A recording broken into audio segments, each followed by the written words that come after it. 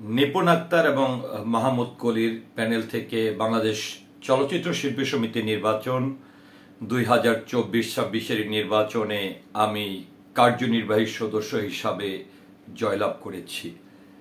তো যেটি হচ্ছে এই নিপুণ আক্তারের প্যানেল থেকে বিপুল ভোটে জয়লাভ করার পরে অনেকেই কিন্তু আমাকে সাধুবাদ জানিয়েছেন এবং অনেকে আমাকে প্রশ্ন করছেন যে কিভাবে আমি জয়লাভ করেছি।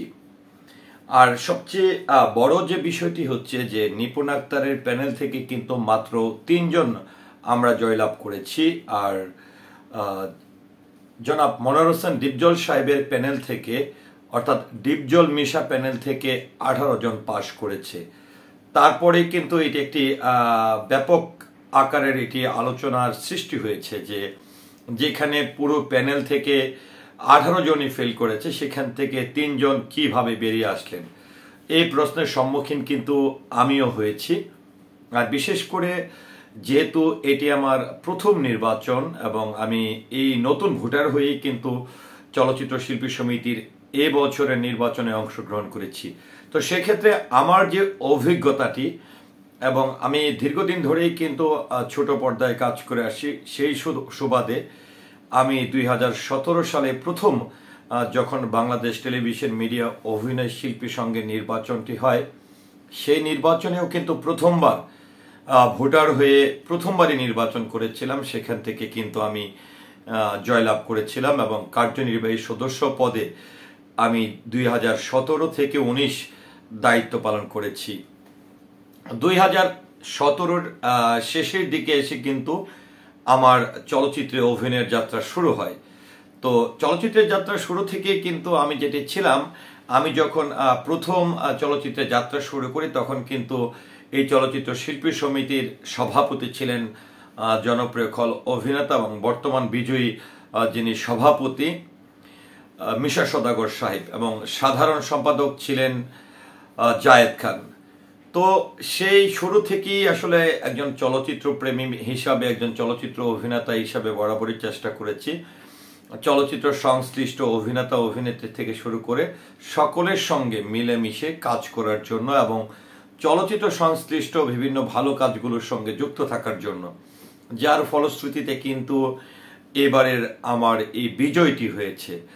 তো যখন আমি আসলে এই নির্বাচনটি করি, এটি আসলে করার কোনো কথা ছিল না যে এই বছরই আমি প্রথম ভোটার হয়ে নির্বাচন করব, এবং অনেকে কিন্তু আমাকে এমনও নিষেধাজ্ঞা করেছিল যে তুমি মাত্র প্রথম ভোটার হয়েছ, সিনেমার বিষয়, সিনেমার মানুষ তোমাকে ভোট দেবে, কি কারণে ভোট দিবে, এই ধরনেরও কিছু বিষয় কথায় উঠে এসেছিল। আরেকটি যে বিষয় সেটি হচ্ছে যে তুমি কয়টি ছবিতে অভিনয় করেছ, এবং প্রশ্ন উঠেছিল যে আমি কি আসলে যে নিয়মটি রয়েছে 5টি ছবি পূরণ করতে হবে, 5টি ছবি হলে সে ভোটার হতে পারবে, এটি নিয়েও কিন্তু অনেকেই প্রশ্ন তুলেছিল। তো আমি একটি কথা শুধু বলবো যে আমি যে ভোটার হওয়ার যে বিষয়টি রয়েছে, আমাদের এমনও কিন্তু এখন হিরো হিরোইন আছে যারা 15টি ছবিও করেছে, কিন্তু তাদের আমরা যখন এখনকার সময় দুর্ভাগ্য যে রাস্তায় যখন বের হই, তৎকালীন সময়ে 90 দশকের বা 80 দশকের যারা ছোট ছোট চরিত্রে অভিনয় করত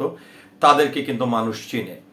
তো সামাজিক যোগাযোগ মাধ্যম ফেসবুকে যখন আমার কোনো ইন্টারভিউ যাচ্ছে কিংবা ছবি যাচ্ছে বা নির্বাচনের ছবি যাচ্ছে, পোস্টার ব্যানার এই ধরনের ফেস্টুন এগুলো দিয়ে যখন প্রচারণা চালানো হচ্ছে, তখন কিন্তু এই ধরনের অনেকেই প্রশ্ন করেছেন। আর যারা আসলে আমাকে ব্যক্তিগতভাবে চিনে বা আমার ছোট পর্দার অভিনয় দেখেছে, তারা কিন্তু একটি বিষয় ক্লিয়ার ছিল যে না, ওর হয়েছে। তো আমি একটি বিষয় ক্লিয়ার করতে চাই যে আমি বাংলাদেশ সরকারের অনুদানপ্রাপ্ত 2টি চলচ্চিত্রে কিন্তু অভিনয় করেছি।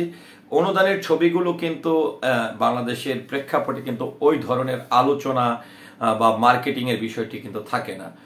তো আমার অভিনীত আসলে প্রথম যে অনুদানের ছবিটি ছিল গুণী নাট্য নির্মাতা এবং গুণী অভিনেতা প্রয়াত মাসুম আজিজ সাহেবের যে অনুদানপ্রাপ্ত চলচ্চিত্র ছিল সনাতন গল্প, সেখানে একটি বিশেষ চরিত্রে আমি কিন্তু অভিনয় করেছি।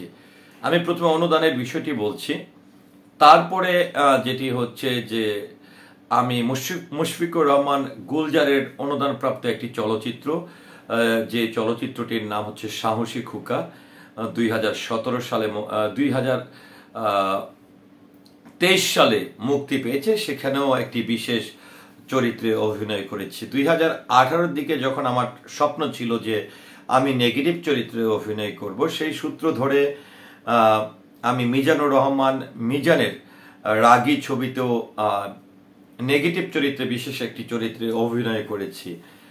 তারপরে যদি আমি বলতে চাই, সেটি হচ্ছে 2023 সালের গত রোজার ঈদে, রোজানা কুরবানির ঈদে 2 সপ্তাহ আগে একটি ছবি মুক্তি পেয়েছে, যে ছবিতে একদমই গুরুত্বপূর্ণ মেইন চরিত্রেই আমি অভিনয় করেছি, যেই ছবিটির নাম হচ্ছে ফুলজান।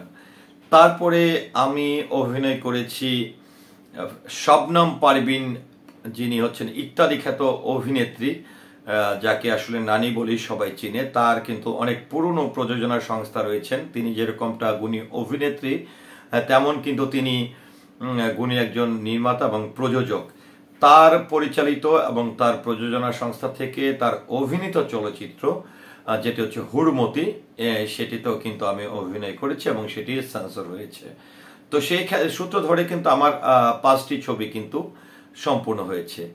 আবার অন্যভাবে যদি আমি বলতে চাই, 2018 সালে আমি কিন্তু প্রযোজনার খাতায়ও কিন্তু নাম লেখাই। সেই সূত্র ধরে বাংলাদেশ চলচ্চিত্র প্রযোজক এবং পরিবেশক সমিতির কিন্তু আমি সদস্য।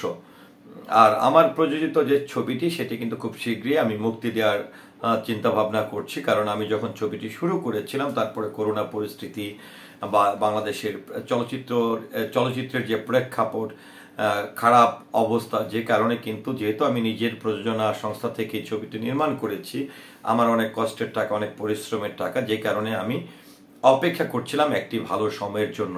তো আপনারা জানেন যে 2023 সাল থেকে অনেকটাই বলবো যে বাংলা চলচ্চিত্রের একটি সুন্দর সময়, সুন্দর মুহূর্ত চলে এসেছে। তো আমার এই ছবিটি, যে ছবিটি আমি প্রযোজনা করেছি, ছবিটির নাম হচ্ছে তোলপাড়, আর এই ছবিটি পরিচালনা করেছেন মিজানুর রহমান মিজান। তারপরে কিন্তু আরেকটি ছবিতে আমি কাজ শুরু করেছি, যেটি রানিংই বলবো, যেহেতু শেষ হয়নি, হয়তোবা এটি কি হবে আমি জানি না, তারপরেও বলবো যেহেতু ছবিটি এখনো আমরা কিছুটা কাজ করেছি। ছবিটির নাম হচ্ছে প্রকৃতির কান্না, নিজামুদ্দিন নিজামের পরিচালনায়। তো এই হচ্ছে সার্বিক অবস্থা। তবে যেটি হচ্ছে যে আসলে কাজ অনেক আসে, চাইলেই অনেক ছবিতে অভিনয় করা সম্ভব ছিল আমার জন্য। আমি যদি আসলে নায়ক হওয়ার জন্য ছবির সংখ্যা বাড়াতে চাইতাম, তাহলে কিন্তু নিশ্চয়ই আমার অনেকগুলো ছবি হয়ে যেত। তো যেটি হচ্ছে যে আসলে নিপুণ আক্তার এবং মাহমুদ কলির প্যানেল থেকে 3 জনের মধ্যে আমি নতুন একজন মানুষ হয়ে জয়লাভ করেছি।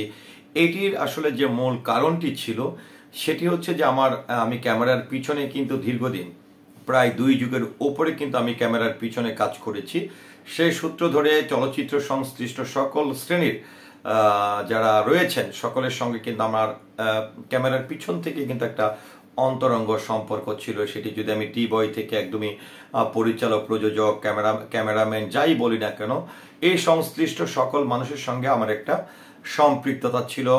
আমি আমার এই নির্বাচনের ফলাফল থেকে আমার যেটি মনে হয়, আসলে পৃথিবীতে যে কোনো মানুষ যদি ভালো কাজ করে, নিশ্চয়ই মহান সৃষ্টিকর্তা তার একটি ফলাফল দিয়ে থাকেন এবং পজিটিভ একটি ফিডব্যাক দিয়ে থাকেন।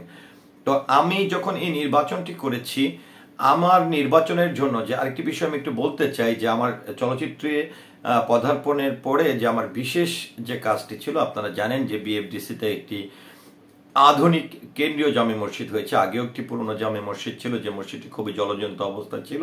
সেখানে প্রায় 3.25 কোটি টাকা বাজেটের আধুনিক একটি মসজিদ হয়েছে, যেটি এখন সকলের কাছেই কিন্তু দৃষ্টিনন্দন।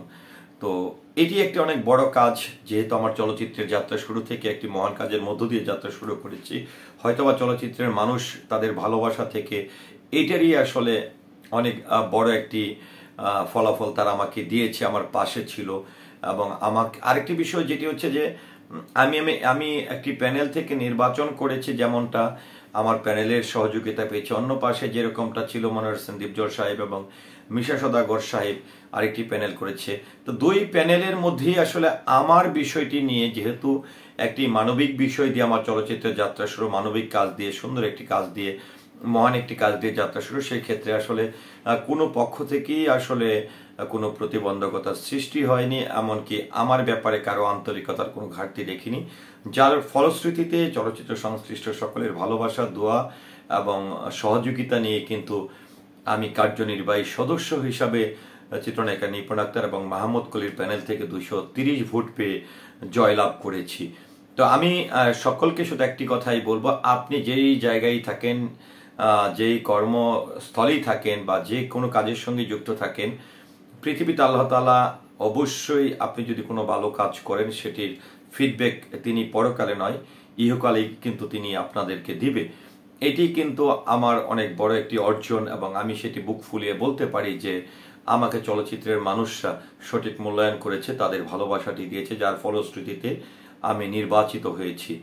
তো সকলকে ধন্যবাদ আমার পুরো ভিডিওটির সঙ্গে থাকার জন্য। আপনারা দোয়া করবেন আমি যেন অন্য প্যানেল থেকে আসলেও যেই নির্বাচিত প্যানেলটি রয়েছে মির্জা সওদাগর মনির হোসেন দীপজল সাহেবের যে প্যানেলটি প্রায় 18 জন, টোটাল 18 জন, প্রায় বলবো না, টোটাল 18 জন সদস্য, 21 জনের মধ্যে 18 জনই জয়লাভ করেছে। তাদের সঙ্গে আমরা 3 জন সংযুক্ত হয়েছি, তারাও আমাদেরকে সাদরে গ্রহণ করেছে।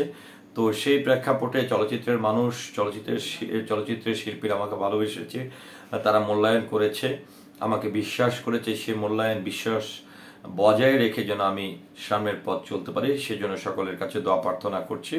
সবাই ভালো থাকুন, সুস্থ থাকুন। আসসালামু আলাইকুম।